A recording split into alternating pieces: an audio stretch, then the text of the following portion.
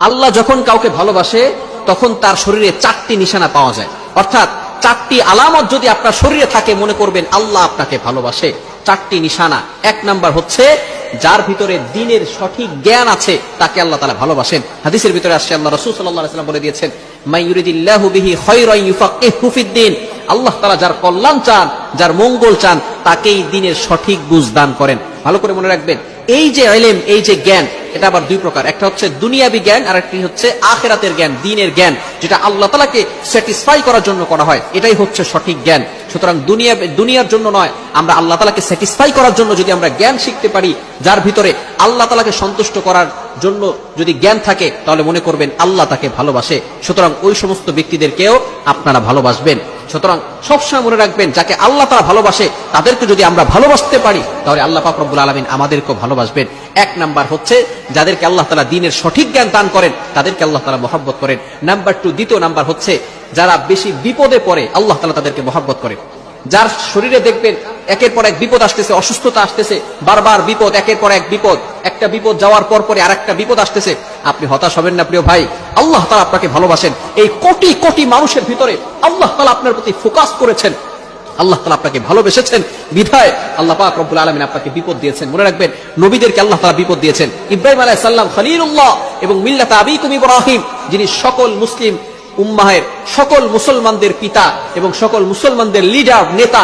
সুতরাং ইব্রাহিম আলাইহিস সালামকে আল্লাহ তাআলা সবচেয়ে বেশি কষ্ট দিয়েছেন এবং পরীক্ষা করেছেন। আর প্রত্যেকটা পরীক্ষা ইব্রাহিম আলাইহিস সালাম ফার্স্ট ক্লাস ফার্স্ট হয়ে গোল্ডেন A+ পেয়ে নাম্বার 1 হয়েছেন। সুতরাং বিপদে আপনি ঘাবড়াবেন না, বিপদে হতাশ হবেন না। মনে রাখবেন, আল্লাহ তাআলা বলেন 30 নম্বর পারার ভিতরে সূরা ইনশিরাহের 6 নম্বর আয়াতে আল্লাহ তাআলা বলেন, ইন্নামা আল উসরি ইসরা, there is happiness after suffering.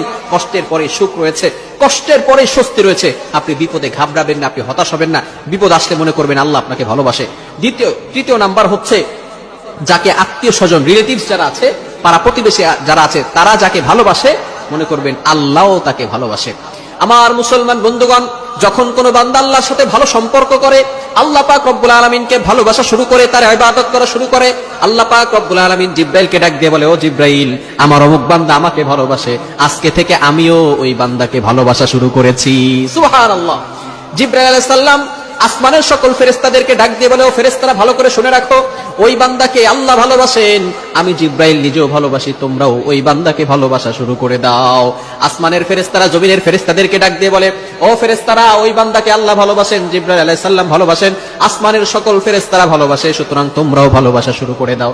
এরপরে দুনিয়ার ফেরেশতারা মানুষের সকল, পৃথিবীর সকল মাখলুকাতের ভিতরে ঘোষণা করে দেয়, ও দুনিয়ার মানুষেরা, ও দুনিয়ার সকল মাখলুকাত, তোমরা ভালো করে শুনে রাখো, অমুক বান্দাকে আল্লাহ ভালোবাসেন, আমাদের সর্দার জিব্রাইল আলাইহিস সালাম ভালোবাসেন, সকল ফেরেশতারা ভালোবাসেন, আসমান জমিনের সকল ফেরেশতারা ভালোবাসেন, সুতরাং তোমরাও তাকে ভালোবাসা শুরু করে দাও। সুবহানাল্লাহ।